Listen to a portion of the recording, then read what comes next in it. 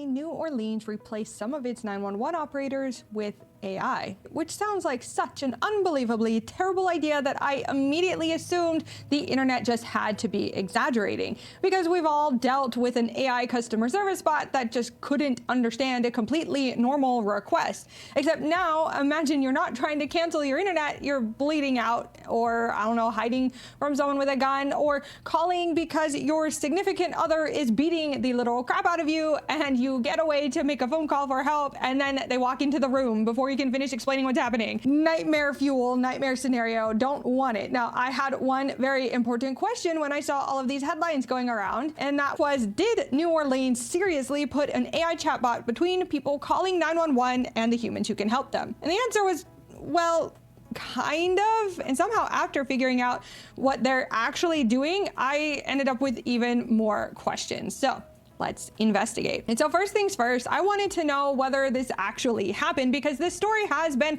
bouncing around social media with headlines like New Orleans replaces some 911 operators with AI. And that's not really accurate. New Orleans 911 Center, the New Orleans Parish Communications District, or OPCD, has been working with a company called Carbyne or Carbyne, not sure which, I'll probably go back and forth on the pronunciation, either way, for several years. And so this isn't actually brand new. OPCD announced this particular AI called triage system back in June of 2023, describing New Orleans as the first agency that would implement it. So no, New Orleans did not in fact wake up last Tuesday, fire half of its dispatchers, install ChatGPT, and tell it, good luck, try not to kill anybody. But what did they actually implement? Well, it looks like what they actually implemented is called emergency call triage. And the problem they're trying to solve is very real. Imagine, for example, there's a giant car accident.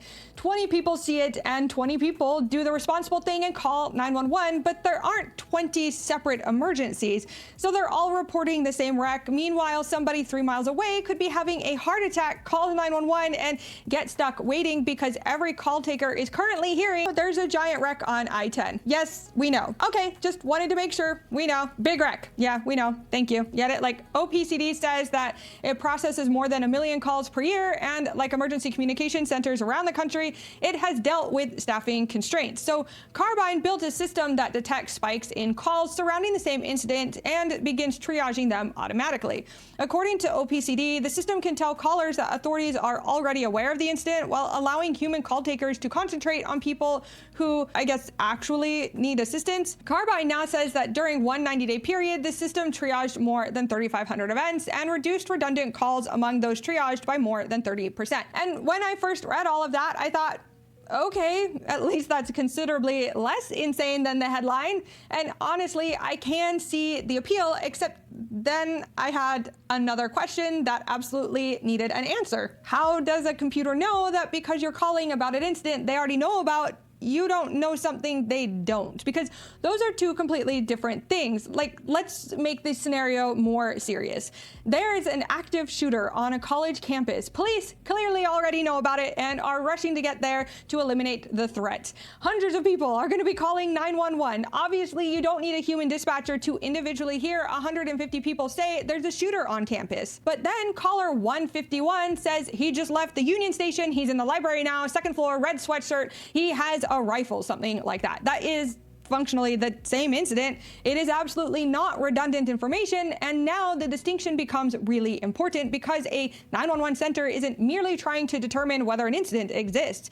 It's building situational awareness while that incident evolves. Maybe a building is on fire. Okay, we've had those calls already. There's nothing else to hear about it. Let's just triage those calls away. But there's a family trapped on the 4th floor is now new information. Maybe police already know about the car accident, great, but maybe one of the cars just caught fire and that would be important new information to relay to the police. Maybe police already know about the shooting, great, but the shooter has just gone into a white Honda and is driving north. That's extremely new information, and I was kind of worried that this new AI implementation wouldn't be able to account for that. So I went back to the OPCD's announcement, and they anticipated this question, at least sort of. They say all information from 911 calls will still be collected and provided to responders, which is fantastic. That's exactly what I want to hear. Except how? How is this going to work? Because that's not actually an explanation of what happens when something goes wrong, and emergency calls have an unfortunate tendency to involve things going wrong. by the nature of them being emergencies. And just think about the last automated customer service system you used. Maybe you call and you get a bot saying, please briefly describe what you're calling about. And you're like, my internet isn't working. And the bot says, it sounds like you're interested in upgrading your internet service. No, I'm not. And then it just continues. Would you like to hear our current offers? And then you just start yelling, representative, representative, representative. And it just says, I'm sorry, I didn't understand that. Representative, representative, representative. And eventually I'm threatening violence against a Comcast robot while zero onto my phone. But the consequences of that is that ultimately I'm annoyed. That's it. My internet still doesn't work, and I've discovered several new combinations of profanity. But the tolerance of failure is completely different when somebody calls 911, because what happens when the caller doesn't communicate cleanly? Imagine our school shooting caller again, except instead of calmly saying the shooter has entered the library and is currently on the second floor, there's probably going to be something more along the lines of, I don't know, he's over, oh my God, he's just, I don't know, he's because you're freaking hiding from somebody who's murdering people. What happens when the AI doesn't understand that? Because I can already hear the nightmare version of this interaction with the bot saying, I'm sorry, I didn't understand your response. Jesus fucking Christ. Like, and maybe Carbyne has safeguards specifically designed to prevent that, and I sincerely hope it does, but this isn't some bizarre hypothetical behavior we can design around, and I didn't see any evidence that in their statements that they had designed around this. The people calling 911 are frequently panicked. They're screaming, crying, whispering, injured, confused. They might be children, they might be intoxicated, or have cognitive disabilities.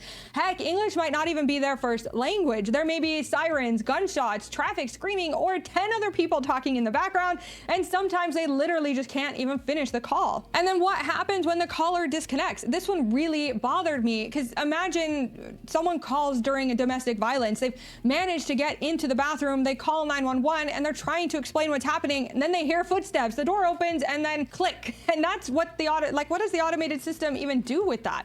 What did it collect? What didn't it collect? Did the call ever reach a human? Was enough information gathered to even send the police? Did the system understand the urgency before the caller disappeared?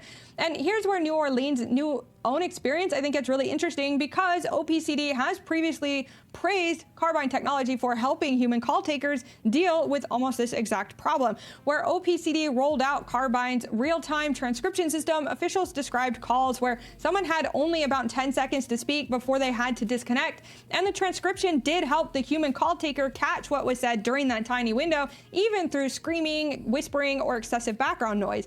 And I read that and thought, yes, that's exactly how I want AI used in a 911 call center. The AI isn't replacing the human interaction, but it is making the human better at their job and able to officially or more efficiently get help to people who are calling in desperate need of it. And this sent me down another rabbit hole, because New Orleans is already using AI in some genuinely freaking cool ways. Carbyne's system can provide real-time transcription, as example, instead of a dispatcher trying to simultaneously listen to a terrified caller, figure out where they are, determine what's happening, type everything, and dispatch the correct services. AI can handle some of the typing for them. It can transcribe screaming and noisy calls, so the operator has another way of understanding what was said, and yeah, that's pretty freaking awesome. New Orleans also implemented AI-assisted language translation, so a caller can speak another language while the call taker receives a translation on screen, and most importantly, the human stays involved.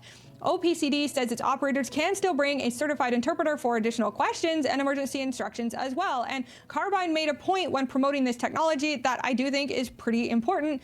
Their CTO said emergency call center professionals are trained to respond calmly and de-escalate stressful situations. The AI translation lets those professionals communicate with callers faster. So the human can still hear the caller's voice and tone while reading the translation. Again, yes, more of that. AI translation, AI transcription. They even have some form of automatic location information that can be applied. When we're talking about saving people's lives, I don't really care as much about the job being lost to the translator. If AI can do it faster, AI should be doing it faster. Carbyne can even let a human 911 specialist request access to caller's camera and location, which New Orleans says can help when someone is struggling to communicate where they are or what's happening. So use AI to associate incoming calls with an existing incident, use it to organize reports, use it it to reduce the amount of crap a dispatcher has to manually type while someone is screaming in their ear and potentially summarize incoming information while flagging conflicting information. I think it can help humans notice patterns across dozens of calls. So there are many, many ways that AI could make the 911 system better,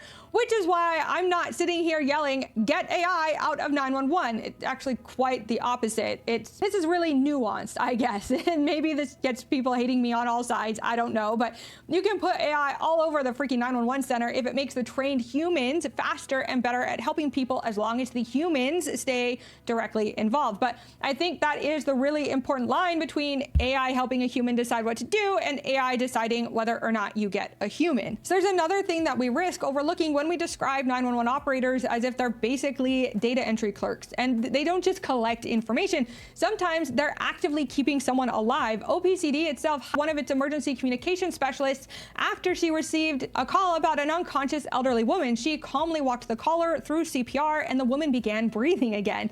Think about what that requires. You're not just extracting location, type of emergency, number of patients. You're talking to a terrified person. You're keeping them focused. You're giving instructions. You're adjusting when they don't understand you. You're listening to what's happening in the background. You're recognizing when the situation changes and you're saying, listen to me, I'm going to tell you exactly what to do. And sometimes that human connection is part of the emergency service itself. Someone bleeding heavily may need instructions immediately. Someone choking may have mere seconds. Someone performing CPR might need coaching, and someone hiding during an active shooter may need someone who can understand that the terrified, whispering mess on the other end of the phone isn't a malformed query.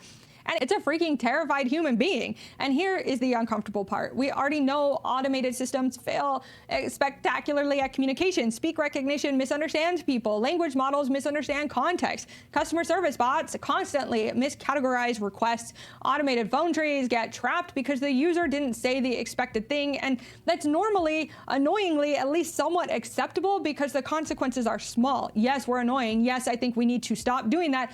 But the acceptable error rate changes dramatically when the computer is standing between someone and emergency services. And this is probably my biggest problem with the whole idea, is that there are two ways this system can screw up. It can send a redundant call to a human, or it can prevent an important call from reaching one.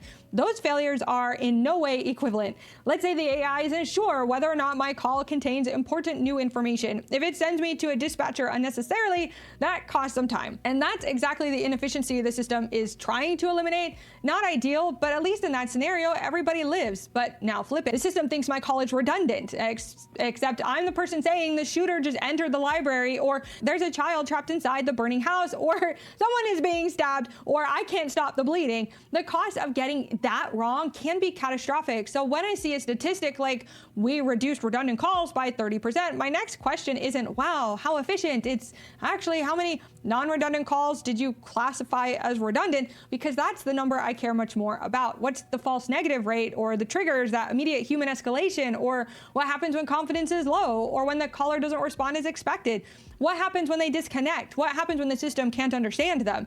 How is genuinely new information known about an incident identified? And I haven't found sufficiently detailed public answers to those questions to make me comfortable with putting the system in that position. That doesn't mean those safeguards don't exist. I do want to clarify that. But from my perspective, it means trust us, all information will still be collected. It just isn't enough for me when we're talking about freaking 911. So no, New Orleans did not replace its 911 operators with ChatGPT. The viral version of the story is exaggerated, but I actually came away from this investigation thinking AI could be extraordinarily useful for emergency services. New Orleans has already demonstrated some of the best examples where you can transcribe the call, translate it, help locate the caller, organize information, reduce typing, and give the trained professional every possible tool to understand the person asking for help. So making the human better. But I don't think the same argument automatically gets us to let the machine decide which callers need the human. Maybe someday someone can demonstrate a system with safeguards and evidence strong enough to make me comfortable with that, but 911 is going to be one of the last places where I want us deploying technology like that, because it's probably going to understand what someone means, because those people aren't customers calling, interacting with a chatbot under ideal conditions. There are people having what may very literally be the worst moment of their lives. They're scared, injured, confused, screaming. Sometimes they can't talk. Sometimes they only get 10 seconds to ask for help. And sometimes the thing they're desperately trying to tell you is something nobody else knows yet. So yeah, put AI in the 911 center, give it to the dispatchers, let it transcribe, translate, organize, categorize, and route until the GPUs catch fire. I don't care. But when I call 911, I don't want an algorithm deciding whether what I have to say is important enough for a human being to hear. If you like this video, go ahead and leave it a like. It really does help the channel. If you think there's something I'm missing or got something wrong, go ahead and let me know in the comments. And if you're new here and you haven't subscribed to this channel, I would love to have you subscribe, so go ahead and hit that subscribe button. However, if you don't subscribe, I might be forced to banish you to the Shadow Realm. No. Much better.